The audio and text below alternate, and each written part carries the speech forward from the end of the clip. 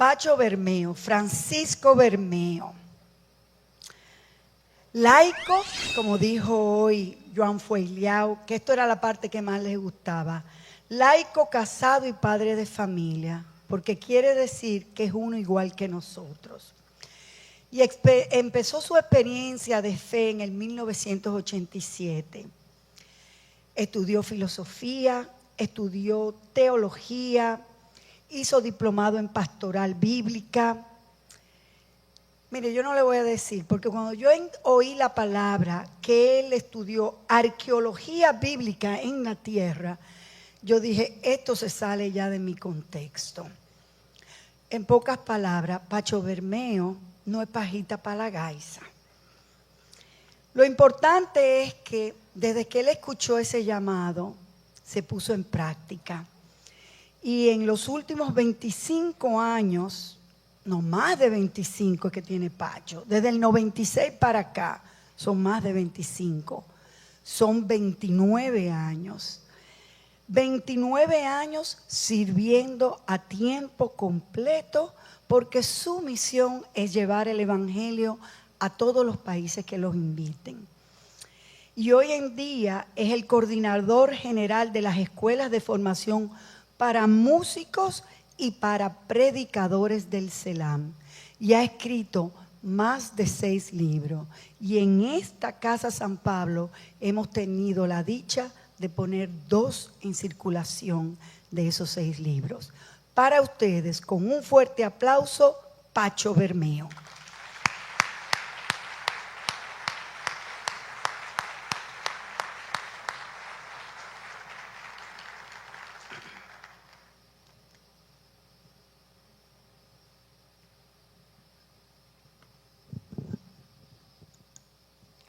Muy buenas noches para todos.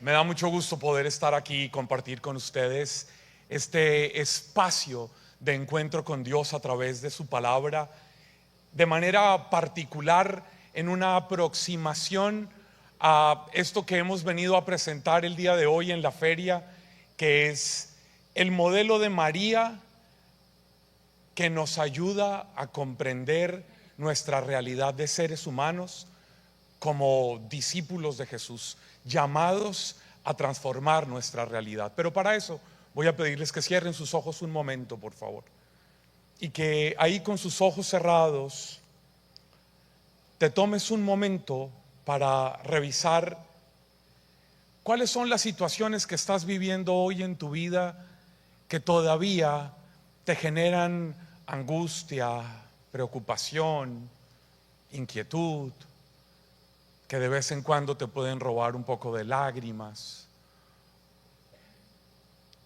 que te quitan el sueño, que te alteran el ánimo, te quitan la paz,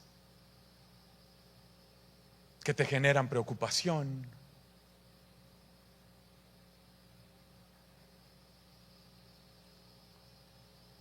Porque esas realidades tan propiamente humanas, tan profundamente humanas, son las que necesitamos que Dios toque, sane, transforme, ilumine, que nos dé herramientas para hacer de ellas la materia prima de su milagro. Así que, Señor, quiero darte gracias en esta noche por esta linda gente que está aquí, por la oportunidad que nos das de encontrarnos en tu presencia. Quiero darte gracias por los organizadores, las cabezas, los servidores, cada una de las personas que está detrás de este montaje enorme que es la Feria del Libro Católico. Te quiero pedir, como dice el Evangelio, que tú, que ves en lo secreto, les recompenses en público sus horas de cansancio, su esfuerzo, sus muchas reuniones, esmeros, luchas en la preparación, en la puesta en escena, en la realización de esta feria. Te pido que sobreabundes en bendición en la vida de cada una de estas lindas personas, y que esto que hemos pensado, nuestras crisis, nuestras angustias, hoy puedan ser transformadas en posibilidades de vida y de vida en abundancia. Que como decimos en cada Eucaristía, que una palabra tuya basta para sanarnos. Yo te pido entonces que esta sea una noche en donde tú vengas a sanar, a traer consuelo, a traer paz, a traer esperanza, a traer respuestas a la realidad que cada uno vive. Y que ninguno salga de aquí de la misma manera que ha llegado, porque al encontrarnos contigo tenemos la esperanza y la oportunidad de volver a empezar. Te lo pido a ti, que eres digno de toda gloria y majestad por los siglos de los siglos. Amén. Bueno, muy bien. Esta conferencia se llama, así como la he pensado, prófugos o vencedores, y está planteada a partir de uno de los capítulos de este libro que el día de hoy hemos puesto en circulación. Hemos hecho el lanzamiento hace un ratito, el 9º capítulo de este libro, un poco para que entiendan cuál es la hipótesis de base. La hipótesis es que nosotros estamos llamados a ser mejores personas, y la manera de ser mejores personas es ser mejores discípulos de Jesús. Y para eso nosotros deberíamos encontrar un modelo que nos lleve, que nos ayude a ser mejores personas y mejores discípulos de Jesús. Y esas dos cosas subsumen en la imagen, en el modelo de la Virgen María. El libro que he presentado hoy aquí es un discipulado a partir del modelo de la Virgen María, y está pensado por varias razones. Primera, porque tengo una preocupación. Yo no sé ustedes cómo lo viven aquí en República Dominicana, pero a donde yo voy me encuentro con algo que me parece lindo pero insuficiente, y es que el modelo de María se ha dejado para la piedad y las devociones. Que cuando la gente piensa en la Virgen María, piensa en rosario, en peregrinaciones y en advocaciones. Entonces ustedes tienen la Virgen de la Altagracia, nosotros los colombianos la Virgen de Chiquinquirá, los latinoamericanos pensamos en la Virgen de Guadalupe, y en cada lugar hay unas advocaciones. Pero pareciera que cuando pensamos en María, no pensamos ni en estudiarla, ni en profundizar en ella, ni en encontrar en ella el mejor de los modelos para seguir a Jesús. Pareciera que la Virgen María estuviera reducida a espacios de piedad, a hacer rezos, a hacer devociones. Y eso puede tener algunas cosas positivas, pero absolutamente insuficientes. Este es uno de los modelos más serios, más profundos, más confrontadores, más, digamos, desafiadores que uno puede encontrar en toda la Escritura, y por supuesto de manera especial en el Nuevo Testamento. ¿Qué hace el libro? El libro lo que busca es hacer un recorrido. Así como la gente sale a hacer peregrinaciones marianas, y entonces van a Francia, van a Portugal, van a Serbia, van a Italia, van a España y buscan. Lo que yo propongo en el libro es que hagamos una peregrinación en cada uno de los lugares en donde aparece María, porque algo particular de la aparición, las apariciones de María, que son las más importantes, es decir, las que están en el Evangelio, no las apariciones que generan advocación, sino las apariciones de María realmente definitorias, son las del Evangelio. Esas suceden en Nazaret, en el capítulo 1 del Evangelio de Lucas, y empiezan a llevarnos en un camino. Si ustedes se dan cuenta, en el capítulo 1 del Evangelio de Lucas, María es una muchachita que ya está casada en el primer momento del rito del matrimonio judío, que se llama los desposorios, y que ya normalmente la sociología del pueblo judío nos dice que ella debería tener 12 años, 13 máximo. Es decir, es una preadolescente en nuestra comprensión sociológica de hoy, pero era una adulta, pero tenía 12 o 13 años. Pero la última vez que la vemos está en el cenáculo, en el aposento alto, en Pentecostés, y ahí ya puede tener 45 años. Si tenía 12 o 13 y esto es 35 años después, 33, una mujer adulta. En una sociedad como esa, donde se envejecía a los 45, Cuando se era viejo a los 50, no se les olvide que en esa época el estándar de vida, los ancianos eran personas de 50 años. Levanten la mano los que somos más que ancianos hoy, desde esa comprensión. Bueno, imagínense eso, en una época donde pues no había vacunas, la medicina era absolutamente precaria, una realidad precientífica. La mayoría de mujeres que daban a luz morían en el parto. Por eso el Evangelio dice que cuando una madre, una mujer sabe que va a dar a luz, se angustia y sufre, porque piensa que le ha llegado la hora. Claro, morían muchas dando a luz. Entonces, María es ese modelo, tal vez el único, en el Nuevo Testamento que nos lleva a ver a un ser humano desde la preadolescencia, 11, 12 años, hasta la vida adulta. Tal vez el único que los evangelios nos ayudan a revisar como un ser humano que va atravesando sus diferentes etapas humanas siendo discípula de Jesús. Por eso es el mejor de los ejemplos, porque ustedes y yo, en cualquiera de las etapas en las que ustedes estén en este momento en sus vidas, necesitamos un paradigma, un modelo, un prototipo. Y yo les propongo el modelo serio de María, que insisto, no es solo para reducirla a rezar rosarios, a repetir Ave Marías, sino a profundizar, porque ella nos va a ayudar a pasar de prófugos a vencedores. De eso se trata lo que quiero compartir, y quiero centrarme en el capítulo 19 del Evangelio de Juan. Si usted puede, si alguien trae la Biblia, sáquela, y si no, saque el teléfono y busque, por favor. Yo le voy a leer el texto, es un texto muy cortito. En el Evangelio de Juan, en el capítulo 19, los versos 25 al 27. ¿Quiénes de ustedes tienen Biblia en su casa? Levanten la mano. Entonces comprométase conmigo a no acostarse a dormir esta noche sin haber leído ese texto.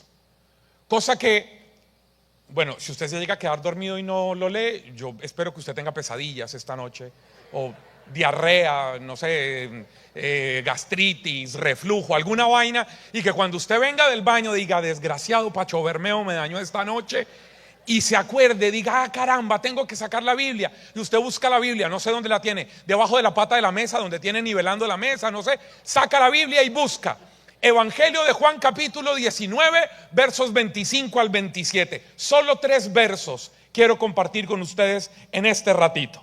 Dice la Escritura, escuche con atención: frente a la cruz de Jesús estaban de pie su madre y la hermana de su madre, María, mujer de Cleofás, y María Magdalena. Jesús, viendo a su madre y de pie junto a ella al discípulo a quien amaba, le dice a su madre: mujer, ahí tienes a tu hijo. Luego dice al discípulo: ahí tienes a tu madre. Y desde aquella hora el discípulo la acogió en su casa. Amén. Amén. ¿Le quieren dar un aplauso al Señor por su palabra?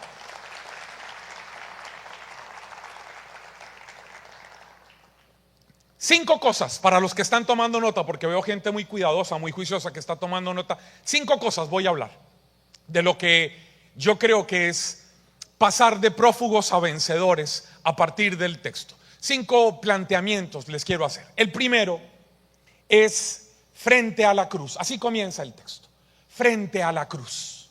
Primera idea, frente a la cruz. Introducción: María, el mejor modelo de ser humano, que se hace cada vez mejor ser humano, asumiendo la realidad cotidiana a la manera de Jesús. Esa fue mi introducción. Ahora, a partir del texto, primera idea, frente a la cruz. Yo creo, amigos, yo empecé mi experiencia de fe, tuve mi primer encuentro con Jesús el domingo 22 de noviembre del año 87. Es decir, el año pasado cumplí 37 años de haber empezado mi experiencia con Dios.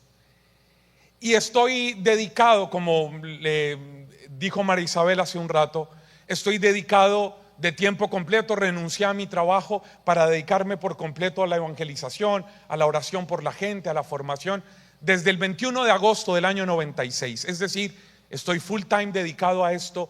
Este próximo año serán 30 años, ahora en agosto 29 años de estar dedicado de tiempo completo. Y ando viajando por uno que otro lugar, porque mi familia es tan inteligente que a mí me mandan a predicar para que yo no esté en la casa.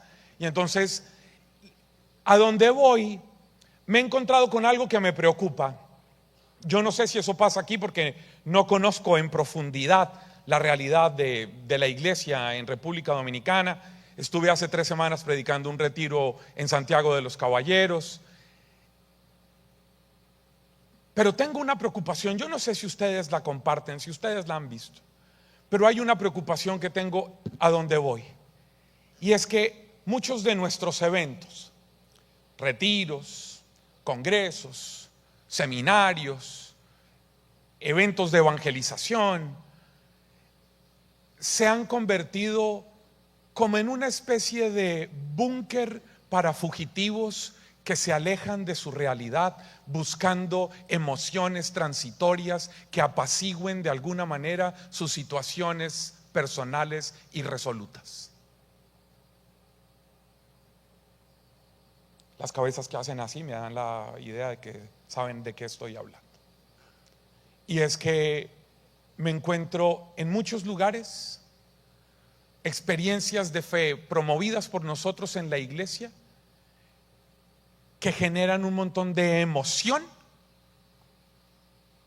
y que la gente viene diciendo: yo voy a ir al retiro y yo tengo una gran ilusión para ir al retiro y quiero estar en el retiro, y llegan al retiro y el retiro es una cosa súper, dicen aquí, ¿no? Yo escuchaba ahora el chino, wow, ¿no? Entonces es una cosa súper guau. Y la gente, entonces la gente luego uno se los encuentra y bueno, ¿y qué? ¿Cómo te fue en el retiro? No, fue increíble, fue un retirazo. El retiro comenzó el viernes, pero yo desde el jueves ya estaba llorando. Fue una cosa emocionante, fue una cosa impactante. El sábado en la noche tuvimos concierto de militantes y ahí la rompieron. Y estuvimos y lloré, y luego salió el Santísimo y lloré. Ya en la noche del sábado ya estábamos deshidratados, ya no me salían más lágrimas, me empezó a salir leche materna de todo lo que habíamos llorado. Y el domingo vino la misa, y en la misa fue una cosa apoteósica. Ya me salía, era líquido amniótico de todo lo que ya había llorado yo. Fue una cosa maravillosa, pero bueno, listo, maravilloso, qué lindo, qué chévere. Y luego, ¿qué pasó? Ay, no, fue hermoso, fue lindo, fue realmente especial. Fue una cosa que nos marcó la vida. Sí, pero ya han pasado 15 días. ¿Y qué pasó? Ay, no, ¿cuándo es el próximo? ¿El próximo qué? No, pues el próximo encuentro, la próxima ultrella, el próximo retiro, el próximo seminario de vida en el Espíritu. ¿Cuándo es el próximo? ¿Pero cuántos has hecho? No, pues desde el 2001 hasta acá. ¿Y qué ha pasado? Ay, no, es lindo, yo siento que la cosa, yo en la oración que estaban haciendo algo me subía y me bajaba, me subía y me bajaba. Yo me ericé, se me puso la piel de gallo. Bueno, ¿y qué pasó? Y ese es el reporte de la gente. Y uno dice: ¿y esa vaina para qué? ¿Para qué? Pero si no ha sido capaz de buscar a su hermano que vive en Puerto Plata, con el que está peleada hace 10 años por la herencia que dejó su papá cuando murió, ¿para qué sirve esa vaina? Pareciera que nosotros, en cambio de ayudarle a la gente a que se ponga frente a la cruz y encuentre herramientas, los llevamos a nuestros eventos a que se alejen de la cruz, a que no piensen en las situaciones difíciles. La gente llega a la parroquia diciendo: ay, el grupo, la comunidad, el movimiento, la asamblea, el encuentro. Ay, 2 horitas de paz aquí para no pensar el desgraciado de mi marido, en los problemas que tengo con mis hijos, en las vainas con mi suegra. Ay, dos horitas de paz y tranquilidad. Pero ¿y luego qué pasa? Y tú sales, ¿y qué con eso? Y entonces esa gente que viene huyendo de su casa, llega a la iglesia, huyendo del trabajo, del desgraciado del jefe, de los problemas de sus empleados, de las situaciones difíciles con los proveedores, de las angustias que tiene porque no le alcanza el billete para pagar las deudas. Llegan al grupo Y entonces aquí los ponemos a cantar en el retiro, a alabar, a bendecir, a emocionarse. El dominicano que baila hasta la caída de los cubiertos y entonces está emocionado y baila. Pero cada 8 días así, años así, y las situaciones sin resolver, y la gente diciendo: no, vamos a ver qué pasa, esperemos a ver qué pasa, el tiempo todo lo resuelve. Vamos a ver qué pasa, el tiempo todo lo resuelve. ¿Qué es esa vaina? El tiempo no soluciona nada. Nada, el tiempo no soluciona nada. El tiempo no resuelve nada. Usted imagínese que en su casa, ¿quiénes de ustedes viven en casa? Levanten la mano. Imagínese que usted un día vio pasar un ratón y lo persiguió y le dio escoba, no lo encontró y ya no lo volvió a ver. Y usted dice: se fue ese desgraciado. A los 4 días usted empieza a sentir un olor y usted dice: saca la basura, lava, limpia, y sigue sintiendo el olor y no hace nada. Usted después está sintiendo ese olor y se sienta y dice: esperemos a ver qué pasa. Usted siente ese olor y dice: ¿el tiempo todo lo resuelve? Dígame qué pasa si usted no hace nada. El tiempo lo resuelve.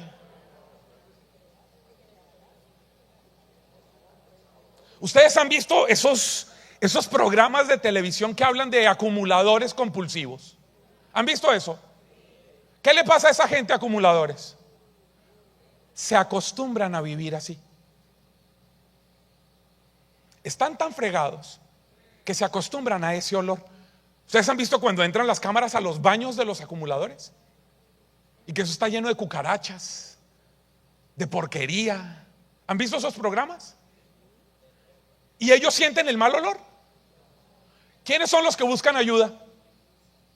Los vecinos, a los que los tienen fregados con ese olor inmundo. Los hijos que no viven ahí y un día llegan a ver a la mamá y la encuentran en medio de eso. Pero ella se acostumbró a vivir así. Óiganme, ¿ustedes se han acostumbrado a vivir así?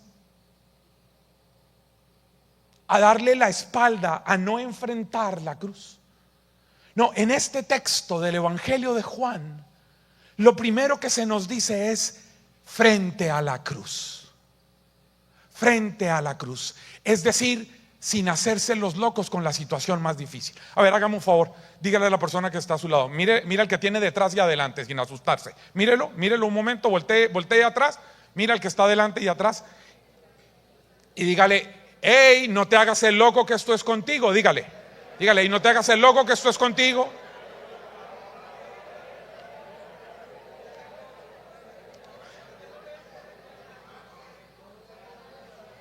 Oigan, amigos, la primera cosa que hay que hacer para dejar de vivir como prófugos es frente a la cruz. No se hagan los locos con las vainas que no están bien. Y dejen de postergar. Yo no puedo entender hoy. ¿Quiénes de ustedes la pasaron mal? Fue difícil el tiempo de la pandemia. ¿Hay alguien hizo así? Yo no puedo entender cómo nosotros, los sobrevivientes de la pandemia, todavía podemos tener mentalidad de postergación. Yo no entiendo esa vaina. Se los juro que yo no entiendo eso. O sea, cuando vivimos una cosa en donde empezó con una tos, a los 3 días la tos empeoró, a los 5 días se lo llevaron para la clínica y nunca volvió.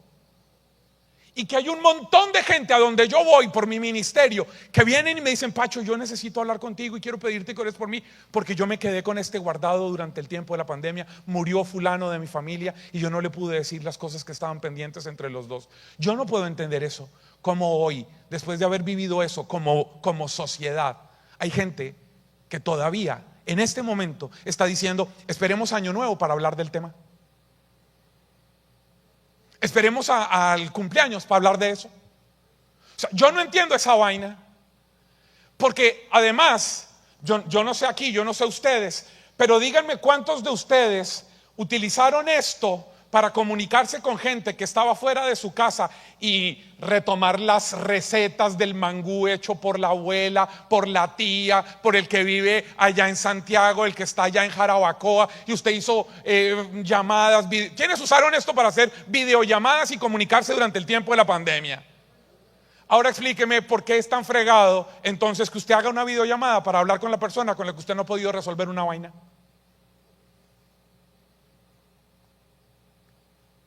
Van a seguir postergando. ¿Hasta cuándo? Hasta cuando a usted lo llamen y le digan: estamos entrando a cuidados intensivos por un accidente en la vía.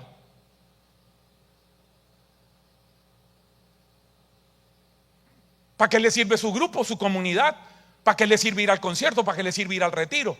Yo estaba aquí el sábado acompañando a John Carlo en el evento y luego tuvimos un momento de oración, y al final se me acercaba alguien y decía: ¿sabes qué, Pacho? Yo después de hoy voy a ir a buscar este fin de semana, mañana me voy a ir para Jarabacoa, para Constanza, no sé para dónde me dijo, a hablar con uno de mis hermanos con quien no me hablo hace 5 años.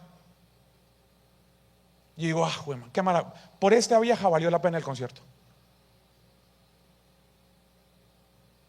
Oigan, porque estar frente a la cruz es dejar de hacerme loco con las vainas que tengo que resolver. Es entender que la iglesia es un escenario diseñado por Dios para que usted sea mejor persona, no para que sea más rezandero. Si ustedes se dan cuenta de una cosa en la Biblia, es maravillosa. La Virgen María, jamás usted la ve en un templo rezando. Jamás.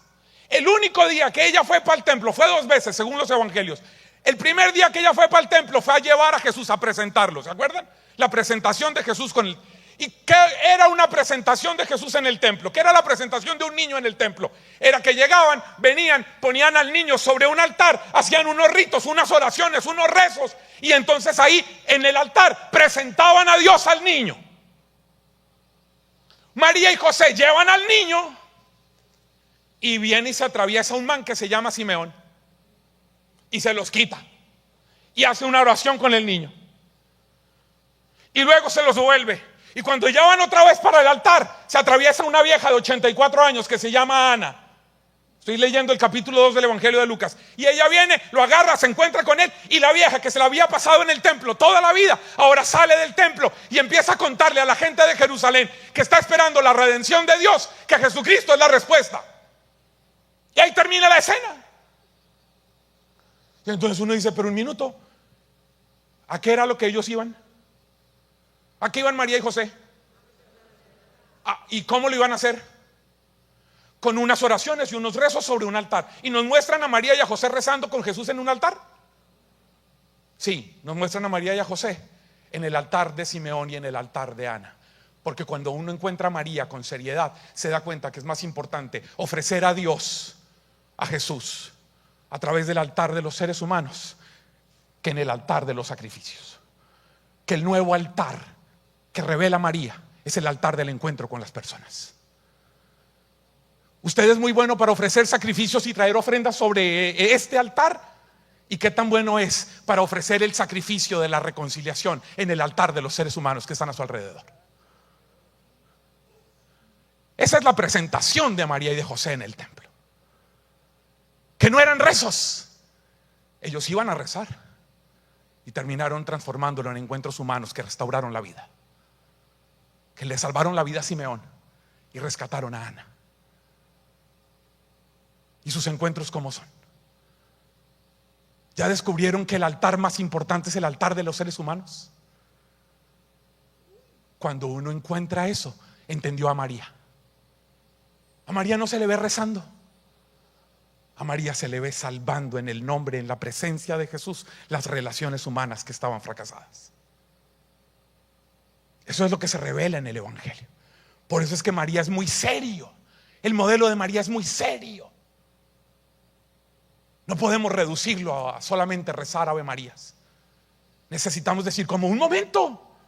Y entonces María está frente a la cruz. Y al estar frente a la cruz, está sufriendo. ¿Quiénes de ustedes tienen hijos? Levanten la mano los que saben que tienen hijos. Ustedes vieron lo que pasó.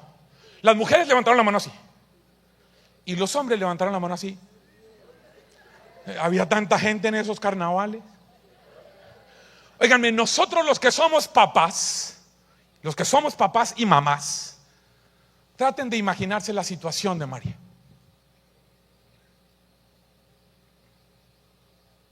Hay gente que yo he tenido que encontrar en mi vida que me dicen ningún dolor más fuerte que ver agonizar o morir a un hijo. Nada más dramático que la agonía y la muerte de un hijo. Y María está frente a esa situación, frente a ella. Primera idea. Mire, ¿saben quién estoy pensando? Estoy pensando en San Gregorio Nacianceno.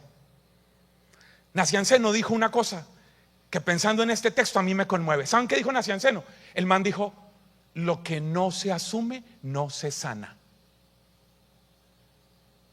Dígale al que está a su lado: lo que no asumes, Dios no lo puede sanar.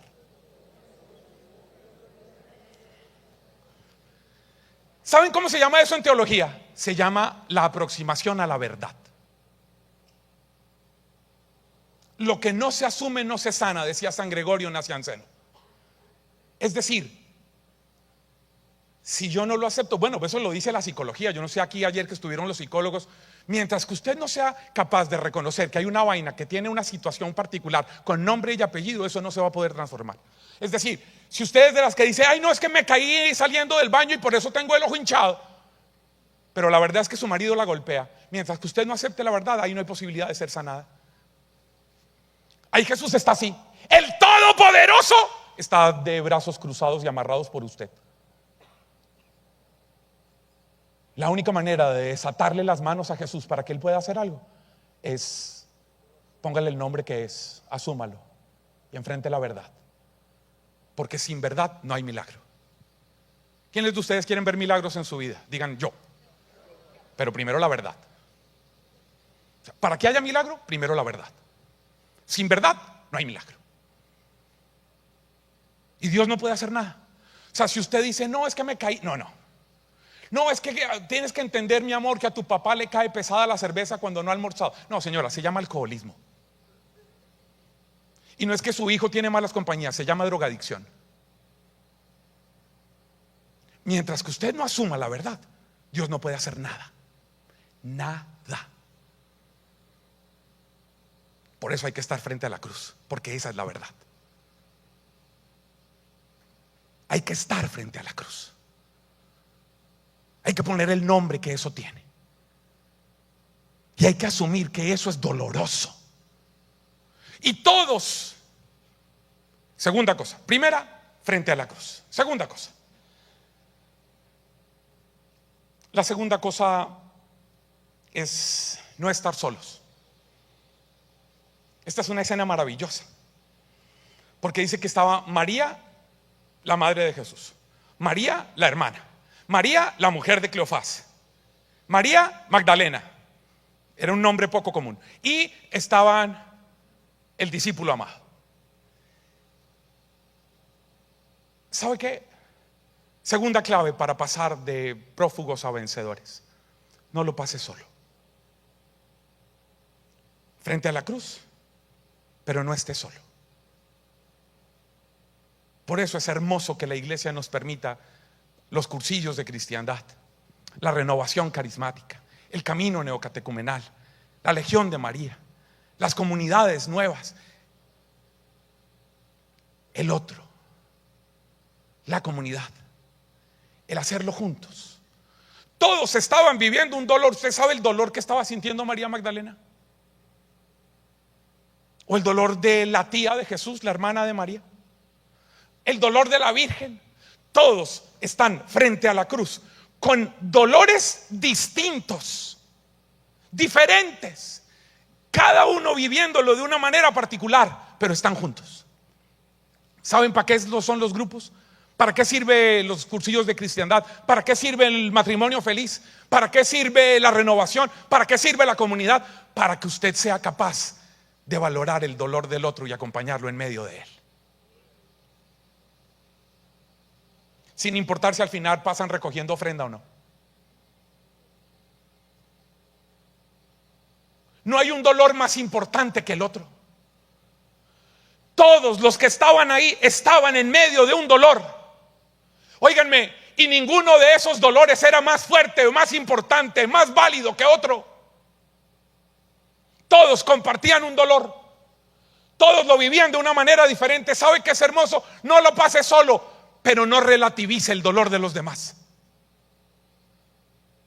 Y tampoco haga de su dolor una manera de llamar la atención. No se puede seguir victimizando. Miren, en mi ministerio yo me he encontrado orando por gente enferma. Mucha gente que va a misas de esas mal llamadas disque de sanación, retiros esos disque de sanación, cosas disque de sanación que son tan famosas y tan populares. Si hubiéramos dicho esta noche que era un encuentro de sanación, no cabría la gente. Pero hay un montón de gente que va a eso, pero que no se quiere sanar, porque ha hecho de su enfermedad, de su dolor, de su herida, una manera de llamar la atención. Porque siempre es más fácil ser víctima. Por eso esta enseñanza se llama prófugos o vencedores. Porque Jesús no quiere que ninguno de ustedes viva como una víctima. Porque ustedes son hijos del rey. Y si son hijos del rey, son príncipes y princesas. Y un príncipe y una princesa no puede vivir como una víctima. Porque las víctimas viven mendigando. Y ustedes no están hechos para vivir mendigando nada. Porque son vencedores en el nombre de Jesús.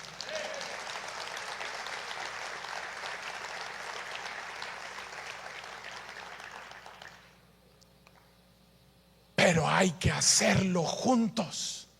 No es que yo me paro frente al dolor y digo, mi dolor es muy importante. Mi sufrimiento sí que de verdad es fuerte. El tuyo no. No. Cuidado, que nosotros en las comunidades, en la iglesia, necesitamos gente con mayor empatía. Necesitamos gente. Me preguntaron esta mañana, sí, creo que fue esta mañana, en la entrevista que me hicieron en Vida FM, ¿qué hacer para transformar las situaciones que vivimos en la iglesia? Y yo le dije, mire, ¿sabe qué? Canten 15 minutos menos, prediquen 10 minutos menos, oren 5 minutos menos, y ahí tienen 30 minutos para voltear la nalga, mirar al de al lado y preguntarle, ¿cómo es tu nombre y apellido? ¿Saben por qué? Porque hay un montón de gente que llega a su retiro, que llega a su ultrella, que llega a su comunidad, que llega a su encuentro, que llega a su evento, que lleva haciéndolo por 10 años y usted no tiene ni idea quién es, cómo se llama, dónde vive, cuál es su necesidad, si tuvo con qué pagar el agua o la luz. Y a esa vaina le llaman comunidad cristiana.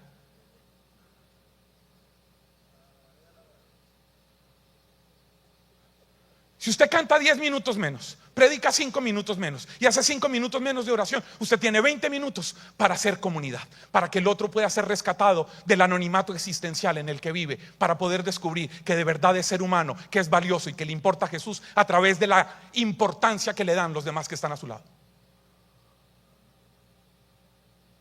No podemos seguir teniendo en la iglesia comunidades de gente anónima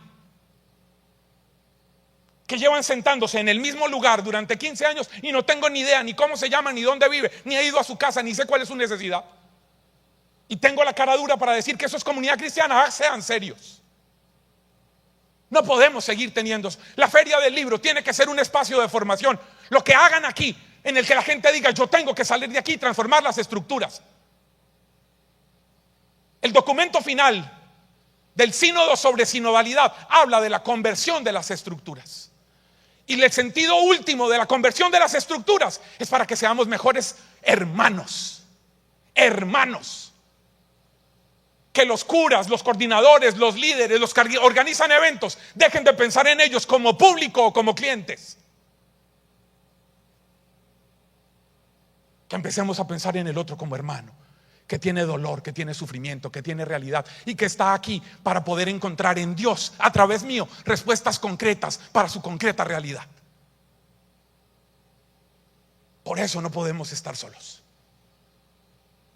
Es que lo importante no es si fue sold out, pero ¿de qué sirve que esto sea sold out si no nos interesamos por la gente que está sentada al lado? Estuve predicando en septiembre del año pasado el Retiro Nacional de Sacerdotes de la Renovación Carismática de Chile. Y le decía a los curas que están ahí, el éxito de su trabajo pastoral no es cuando esté lleno el lugar, es cuando la gente se sienta amada de manera personal. Y para sentirse amados de manera personal necesitan generar espacios para conocimiento. Porque si no lo sigo tratando como público, con un público amorfo, con un público sin rostro, con un público al que no me interesa su historia. No, por eso el evangelista se detiene en decirnos los nombres de los que estaban ahí. María, la mujer de Cleofás; María, la hermana de Jesús, la hermana de María; María, la madre de Jesús; María. Nombres y apellidos, nombres con historia, nombres con realidad, nombres para descubrir personas. Y cuando son personas, entonces ahí vale la pena estar juntos. Primera idea, frente a la cruz. Segundo, juntos, no estando solos. Tercero, de pie. De pie. El texto dice de pie. Oigan, permítanme, yo solo voy a utilizar una palabrita que a mí me parece maravillosa. Quisiera que la entendieran. Ustedes saben que el Nuevo Testamento fue escrito originalmente en griego. Y en griego, la palabra que está ahí de fondo es una palabra que les voy a enseñar para que ustedes digan: no, hay que volver a traer a Pacho porque hasta nos enseña griego aquí en este tipo de conferencias. Eis tekeisan. Eis tekeisan. Es una palabra que solo existe en la teología de Juan. La teología de Juan, que escribió el Evangelio, las cartas y el Apocalipsis. Y quiero que escuchen estos dos textos que escogí para ustedes del libro del Apocalipsis. Son textos súper corticos, un versículo. Apocalipsis 7:9, escuche con atención. Después miré, y había una muchedumbre inmensa que nadie podría contar, de toda nación, raza, pueblo y lengua, que estaban de pie delante del trono y delante del Cordero, vestidos con vestiduras blancas y con palmas en sus manos. Capítulo 14, verso 1 del Apocalipsis. Seguí mirando, y había un cordero que estaba en pie sobre el monte Sión, y con él estaban en pie 144,000 que llevaban escrito en la frente el nombre del Cordero y el nombre de su Padre. ¿Saben qué significa estar de pie en la teología de Juan? Significa seguir creyendo en medio de la crisis. Eso significa en la teología de Juan estar de pie. Y el texto que estamos leyendo dice que estaban frente a la cruz de pie. Un grupo de personas con nombres y con realidades concretas. Seguir creyendo. Son los que, escúcheme bien, voy a apelar a ustedes un momento. Vamos a convertir esto en un laboratorio. Todo el mundo trate de visualizar que usted estuviera ahí con ellas, con las Marías y con el discípulo amado.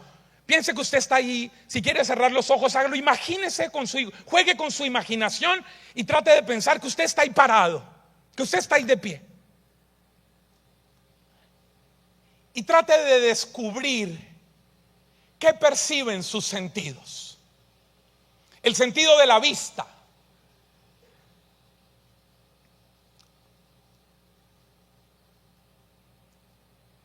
El sentido del oído. Y usted empieza a oír a los crucificados en ese matadero que habían hecho los romanos del Monte Calvario. Y usted empieza a oírlos gemir. Con su sentido del oído usted está oyendo los gemidos, los dolores, los ayes, las quejas de dolor. Con el sentido de la vista usted está viendo unos agonizando. Con el sentido del olfato usted empieza a percibir la sangre que se va poniendo cada vez más dura, más fuerte. El plasma, las heces fecales, la orina propio de un crucificado. ¿Qué le dice el sentido del olfato? Ahora imagínese que usted se acerca como lo hizo María y toca al crucificado. ¿Qué le dice el sentido del tacto? Que se está poniendo cada vez más frío, cada vez más rígido, cada vez más cadavérico. ¿Qué le dice el sentido del gusto? Empieza a haber un sabor en el aire, a plasma, a sangre. a muerte. Lo que perciben nuestros sentidos. Ahora abra los ojos los que los tenían cerrados. ¿Y María está de pie o está arrodillada sufriendo? Está de pie. ¿Sabe por qué? Ojalá usted aprenda esto. Se lo voy a decir como en una frase de... ¿Quiénes de ustedes usan redes sociales? Levanten la mano. Instagram, Facebook, WhatsApp, alguna vaina de esas. Y que la gente pone estados. ¿Han visto estados? Frases cortas de estados. Se lo voy a decir en una frase de estado.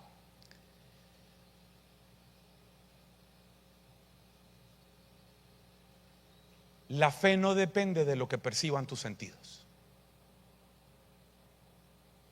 ¿Usted sabe lo que le decía María a los sentidos? Le decía que Dios 33 años atrás le mintió. Porque 33 años atrás, en el texto que escuchamos ayer en la liturgia, en el Evangelio, celebrando la solemnidad de la Anunciación, Dios a través del ángel le dijo a María que tu hijo se sentará en el trono de David su padre y su reino no tendrá fin. 33 años después lo está viendo así. ¿Qué le dicen los sentidos a María? Que Dios mintió.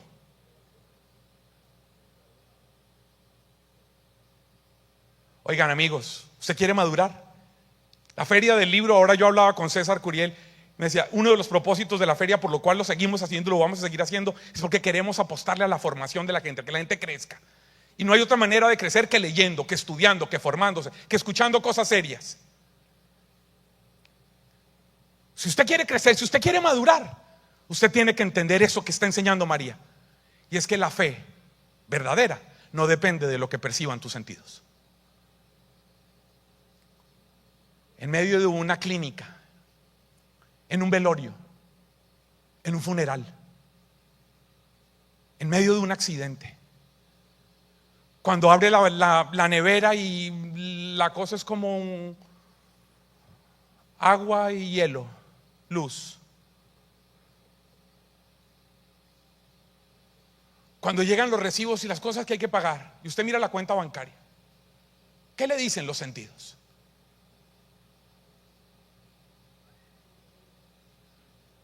Madurar es entender que la fe no depende de lo que perciben los sentidos. La fe depende de la certeza en aquel que no es hombre para mentir o arrepentirse. La fe depende de lo que Él es y de lo que Él ha hecho en ti. Que eso ninguna persona, ninguna circunstancia te lo puede quitar, porque lo que Dios ha hecho en ti es indiscutible, porque Él te llamó, te buscó, te rescató, te ha sostenido y no va a arrepentirse de seguir haciéndolo jamás en la vida, porque Él es el mismo y Él no miente ni se arrepiente, porque no es hombre cualquiera para arrepentirse o mentir. La fe no depende de lo que digan tus sentidos. Abraham no es el padre de la fe. Abraham nunca vio muerto a Isaac. María es la madre de la fe, porque ella vio morir al hijo de la promesa y siguió de pie y siguió avanzando, porque la fe no depende de lo que dicen los sentidos, depende de lo que Dios ha hecho en ti.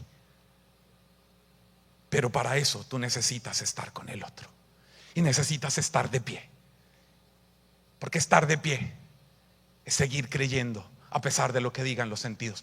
Por favor, tome de la mano a la persona que tiene a su lado y dígale: cuando tus sentidos te digan que todo está mal, no estés solo, yo estoy contigo y podemos permanecer de pie,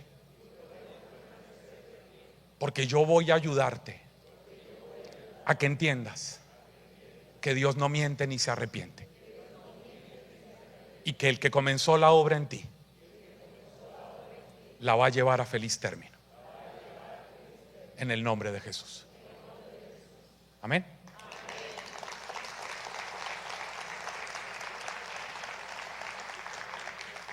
Termino, cuarta cosa, óiganme bien familia. Cuarta cosa que me parece que no podemos perder. En medio de esa situación terrible, escucha la voz de Jesús. Cuarto, escuchar a Jesús. Yo espero que el Viernes Santo se acuerden de esta enseñanza cuando ustedes vayan a sus parroquias y les hagan el sermón de las 7 palabras. y usted escuche que una de esas es esta: mujer, ahí tienes a tu hijo. Óiganme, la primera cosa que dice Jesús es mujer. Amigos, es que si ustedes y yo no entendemos esto, no vamos a poder salir adelante. Seguiremos siendo unos prófugos y no podremos encontrar realmente lo que significa ser unos vencedores. Yo no sé si usted sabe esto, pero si no lo sabe se lo explico. En la época de Jesús solo había familias si había un varón. Pueden vivir 8 viejas juntas, pero si no hay un varón les quitan la casa y las mandan a vivir afuera del pueblo. Y las mandan a que mendiguen y a que se prostituyan. No como para nosotros en Occidente, que nuestras familias giran en torno a la mujer. La abuela, la matrona, la mamá, la madre soltera. No, en la época de Jesús, si no había un varón, no había familia. Y cuando los varones desaparecían, a las mujeres las mandaban a vivir a los extramuros, para que mendigaran o para que se prostituyeran. Pero les quitaban la casa. Y María había tenido 2 varones. Uno, José, que murió años antes, por eso desaparece cuando Jesús tiene 12 años y regresan a Nazaret y no volvemos a saber de José. ¿Por qué? Porque murió. Entonces ya no estaba José. ¿Cuántos varones le quedaban a María para poder sobrevivir? ¿Y qué le pasa a ese varón? Está agonizando. ¿Qué hace Jesús? En la cruz, lo primero que hace es decirle a ella mujer. Es decir, no vas a perder tu dignidad. Decirle mujer, no le dice mamá, no le dice ma. Si fuera dominicano, no le dice mami. No, le dice mujer. Porque la primera cosa que dice Jesús es: no voy a permitir que tú pierdas tu dignidad. Oigan, amigos, en medio del dolor, la palabra de Jesús es: no pierdas tu dignidad. Oigan, amigas, amigos, no vuelvan a mendigar. Si usted en su casa sufre maltrato maltrato intrafamiliar, salga de ahí o saque al maltratador. Tome decisiones. Este encuentro, la feria del libro, será exitosa si cuando usted sale de aquí lo que hace es tomar decisiones. No podemos seguir teniendo emociones y emociones y emociones y nada más que emociones. Yo sé que nosotros somos, por definición, sentipensantes. Esa es una definición en antropología. Un ser humano es una realidad sentipensante. Y está bien el senti. A ver, hágame un favor. Tóquele el brazo a la persona que está a su lado. Tóquele el brazo al que está a su lado. Pellízquela. Pellízquela un momento. Pellízquela. ¿Eso es madera? Oh, ¿no es Pinocho? ¿No es Pinocha? Ah, pues está bien que seamos senti. Pero solo senti. No, falta lo pensante. Y lo pensante tiene que ver con decisiones. Está bien que nosotros seamos seres humanos que necesitamos las emociones, pero no podemos quedarnos ahí. Y lo que pasa en este texto es que hay una toma de decisión. Y es que Jesús le dice mujer, le dice ahí está tu hijo, y le dice el hijo esa es tu madre. Y a partir de ese momento sucede algo maravilloso. Y es que yo quisiera que lo pensaran en esa escena. ¿Qué le está diciendo Jesús al discípulo amado? Le está diciendo: conviértete en otro yo, para que tú hagas la tarea que yo estaba haciendo de cuidar, de custodiar la dignidad de ella. Y a ella le dice: ahí tienes a ese que va a garantizar tu dignidad. ¿Saben qué es ser como María? Ayudar a garantizar la dignidad de los demás. Ella estaba en riesgo de que la expropiaran la casa y que tuviera que prostituirse o mendigar. Y Jesús no va a permitir eso nunca. Nunca. Ustedes y yo tenemos que hacer lo mismo. Tenemos que ver que el otro es persona. Y Jesús le dice a ella: mujer, mujer. Y ella escucha la voz de Jesús en medio de esa realidad. Este es el encuentro entre víctimas. Y esas víctimas, ella y él, Jesús, tiene que transformarse en relaciones diferentes. Por eso le dice: ahí tienes. Mujer, ahí tienes. Mujer, una nueva relación. La verdadera experiencia de Dios se discierne y se hace creíble en las relaciones. ¿Saben yo qué creo, amigos? Yo creo que nosotros deberíamos no solo ser creyentes, sino ser más creíbles. Creyentes para ser creíbles. Y tú vas a ser creíble en la medida en que construyas relaciones interpersonales que cuiden la dignidad del otro. La medida de la credibilidad de un cristiano. ¿Cómo son tus relaciones interpersonales? Jesús está siendo puente de una relación. Mujer, ahí tienes a tu hijo. Y transforma la relación. Ahora la relación entre el discípulo amado y María es totalmente diferente. No basta con ser creyentes. Todo el mundo levanta las manos en la misa. Creo en Dios Padre Todopoderoso, Creador del cielo y la tierra. Todo el mundo se arrodilla cuando es la consagración. Todo el mundo se arrodilla cuando pasa el Santísimo. Maravilloso. Pero si usted llega a la casa y no descubre en el gordinflón de su marido, o en la infeliz de su suegra, o en la desgraciada de su nuera, o en el infeliz de su yerno, que ellos son una custodia y que debe tratarlos con el mismo respeto, amor, veneración que tuvo cuando se arrodilló frente al Santísimo, usted no ha oído todavía a Pablo decir 2 veces en la primera carta a los Corintios: ¿acaso no sabes que tú eres templo del Espíritu y que el Espíritu Santo habita en ti?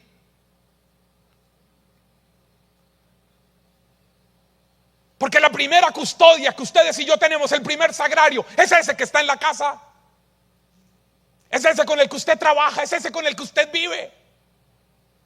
Trátelo como trataría Jesús presente en la custodia cuando pasa el Santísimo. Y ahí usted pasa de ser creyente a creíble. Porque de qué sirve que cante increíble, baile increíble, ore increíble, rece increíble, predique increíble y llega a su casa y usted es increíble.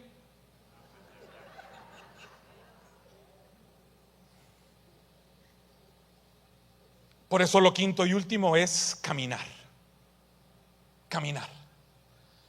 Dice el texto que ella se fue con él. ¿Sabe por qué? Porque pasaron, ella, la que nos enseña a ser vencedores, pasó de la resignación que paraliza a la resignificación que empodera y moviliza. Toda resignación paraliza. Por eso era una desgracia cuando yo escuchaba en los 90s que había gente que venía y me decía: pero Pacho, yo fui a confesarme y el cura me dijo que el marido maltratador que yo tengo es la cruz que Dios me ha dado y que la debo cargar. Explíquenme esa vaina. Un cura diciéndole a una vieja maltratada desde hace 30 años: aguante, mija, que eso es la voluntad de Dios para usted. Aguante, mija, que esa es la cruz que Dios le mandó. Imagínense esa locura. Curas cómplices de la violencia intrafamiliar. Líderes, laicos, coordinadores de grupos que dijeron eso un montón de veces. Complicidad en la violencia, en la desdignificación. No, pero no se está dando cuenta lo que es la cruz. Lugar para transformar las relaciones. Pasar de la resignación sometedora, paralizante, a la resignificación empoderadora y movilizante. Por eso ella sigue caminando junto con el amado. Porque a pesar del dolor, ella pasó de ser una fugitiva, si le hubiera dado la espalda a la cruz, y se convirtió en una vencedora que fue capaz de enfrentar, afrontar y transformar la crisis y convertirla en una oportunidad salvífica. Salgan de aquí, amigos, familia, y enfrenten, afronten y transformen sus crisis, resignificándolas y convirtiéndolas en oportunidades salvíficas. En el nombre de Jesús. Póngase de pie, por favor. Póngase de pie. Póngase de pie. Póngase de pie y cierre sus ojos un momento, amigos. Invité a una hermana de mi alma, de mi corazón, una de las mejores músicas que tiene este país, sin la menor duda. Está aquí. Denle un aplauso a Esther Hernández, que está en medio de nosotros.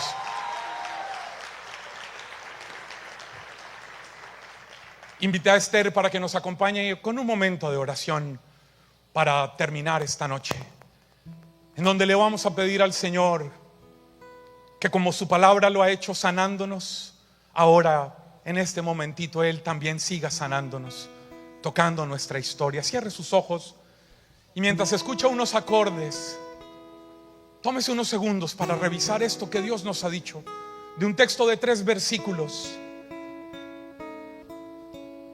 del peor de los dolores, de la peor de las crisis, salir vencedor. Pasar de ser fugitivos, que no queremos ver, hablar, tocar, enfrentar nuestros dolores, a asumirlos, enfrentarlos, afrontarlos, transformarlos y resignificarlos, convirtiéndolos en oportunidades salvíficas. Es pasar de ser víctima a ser protagonista.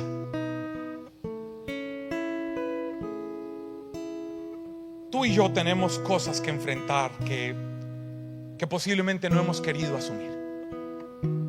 Cosas que, como los acumuladores, llevamos tiempo almacenando, acumulando, amasando, inclusive riquezas.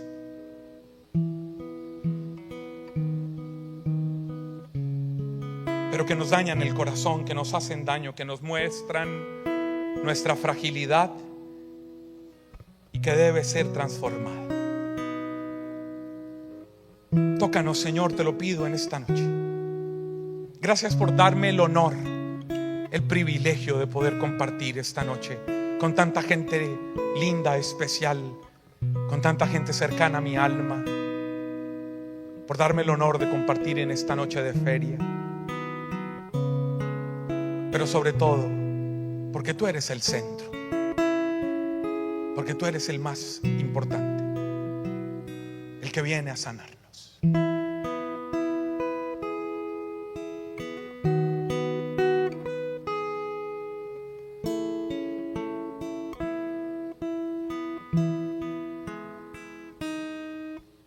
En las manos de ella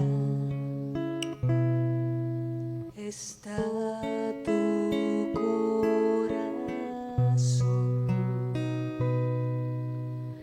Ella te cuida con ternura y te enseña a aprender de Jesús. No tengas miedo, no tengas miedo. Ella está aquí, ella es tu madre. No tengas miedo, no tengas miedo. Ella está aquí, ella es tu madre. En las manos de María está tu corazón. María te cuida con ternura y te enseña a mirar a Jesús. No tengas miedo, no tengas miedo. Mírala ahí, María es tu madre. No tengas miedo, no tengas miedo. Ella está aquí, María es tu madre. María, quiero darte gracias en esta noche, porque tu historia humana, llena de claros y oscuros, de dolores, de crisis nos habla de nuestra realidad humana y frágil. Ayer celebramos, María, el hecho más importante en la historia de la humanidad, de la cual tú fuiste no sujeto, tú fuiste colaboradora, protagonista. Dios que decidió asumir la crisis, la fragilidad, la vulnerabilidad, la debilidad humana, tomando condición nuestra. María, gracias, porque tu ejemplo de seriedad, de claridad, de firmeza, de libertad, de lucha, de búsqueda, se convierte en desafío inspirador, en herramienta para nosotros ser mejores personas y mejores discípulos de Jesús, como lo fuiste tú. Gracias, María, por enseñarnos a estar de frente de la cruz, enfrente de ella, a estar de pie, a estar juntos, a no pasarlo solos, a escuchar la voz de Jesús que nos habla en medio del dolor para tomar decisiones y empoderarnos en la vida y seguir avanzando y seguir adelante. Gracias porque tú nos muestras cómo es que se vencen las crisis en el poder del Espíritu. Tú que viviste crisis desde la preadolescencia de la anunciación hasta la vida adulta, la vejez del cenáculo.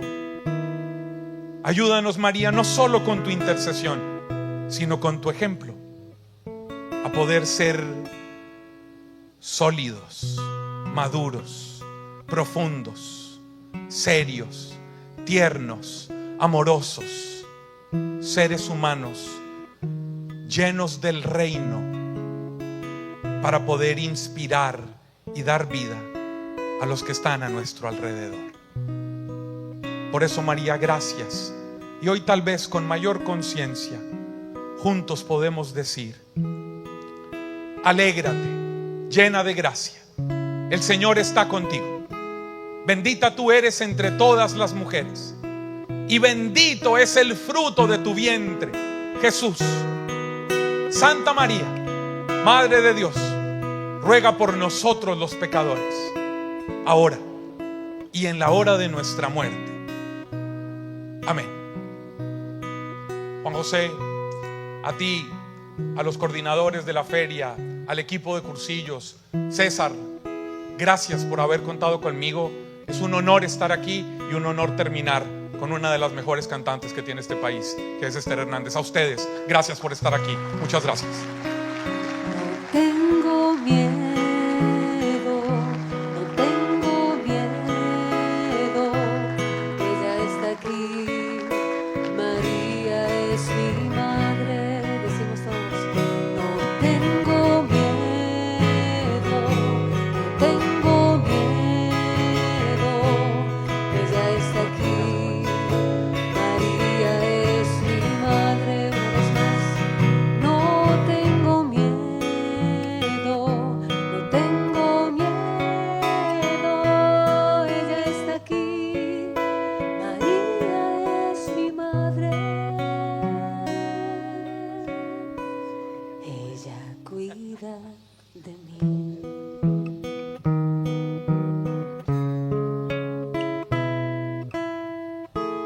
Ella cuida de ti.